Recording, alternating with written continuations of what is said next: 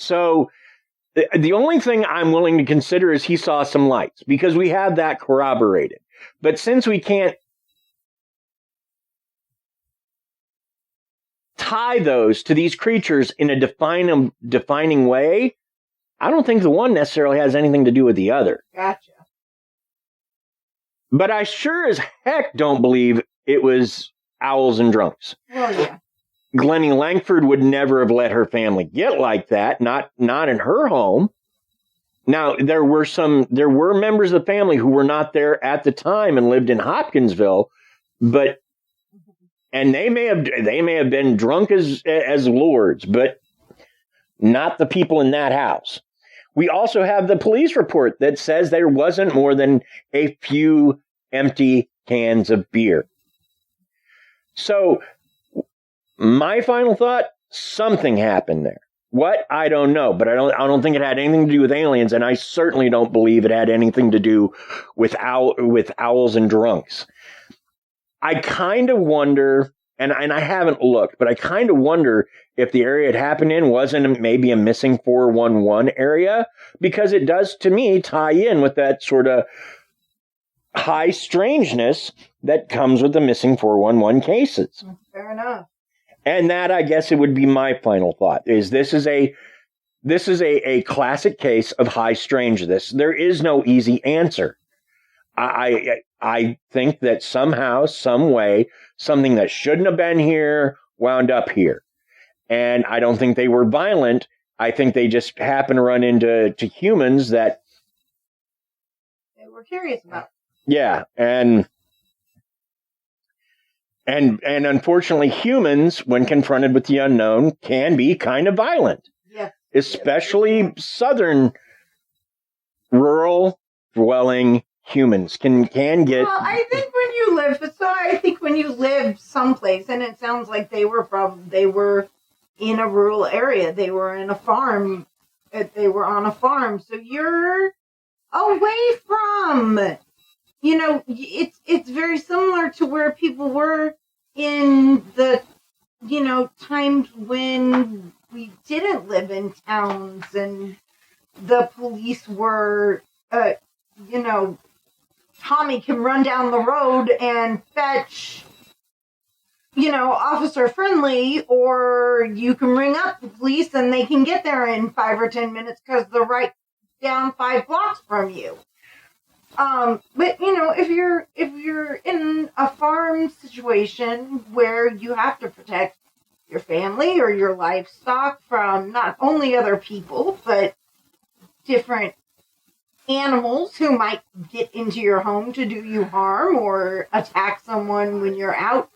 I mean, there's all kinds of scenarios that it makes total sense. So, I mean, even outside of humans just being aggressive, if you feel like you have to protect, your loved ones and you're in that kind of a living situation, that makes as much sense as anything. Since I'm already talking, I guess I'll go ahead and go next. That it just, the thing that jumps out to me is I don't know how you can say that, they were just drunk when it's not like they had all of them there at the police station. It's not like they said, "Hey, y'all get in there and sit down and shut up till you sober up." They didn't do that. They believed them enough to go and check out the area and see what was going on. So that's something to consider, I think. What do you say, Crystalline? So with me, I agree with Dad in the point of where I don't believe it's either of the things that people were thinking it was, like a UFO or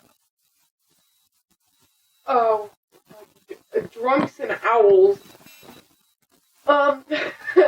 That's just kind of weird. Also, you wouldn't see an owl with a metal claw unless somebody could say that. That's weird. Well, but they all agreed it had talons on its hands. Where are the hands on an owl? Yeah. Where are the hands? Where do you see hands on an owl? nowhere, okay? Unless it's like a creepy baby owl that has 8 hands behind its back and it's like 2 of their little talon claws. That'd just be weird. But I kind of believe that it's something that people don't see too often, but it's a totally different creature. Because some things you can't explain.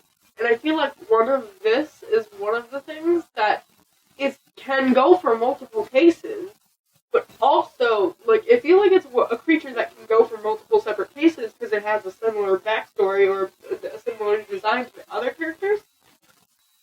Or it's just a new one entirely. Cool. Because it has similar design description, or what it looks like. It has a similar description to other things that we have talked about before. Now, one thing I have to add is if you've enjoyed this topic, go check out Astonishing Legends. They did a 3-part series on this, and they covered things so much better than we did.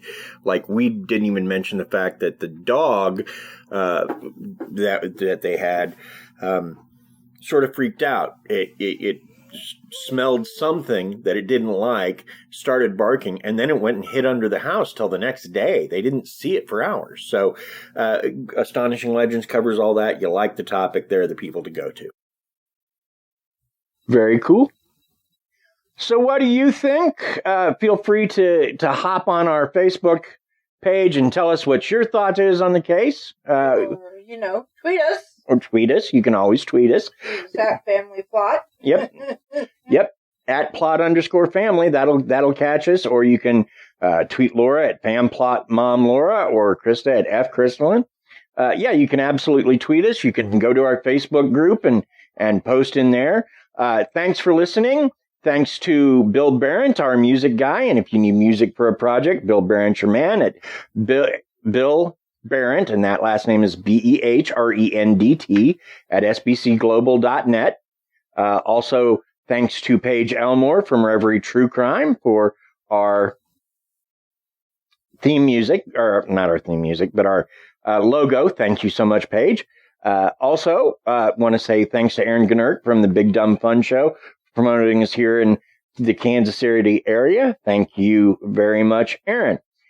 Follow us on Facebook. Join our Facebook group. Follow us on Twitter. You can also follow Krysta and I on Instagram. You can follow me on Pinterest. We do post show-themed stuff from time to time. Join us next week as we discuss the ghosts of Gettysburg.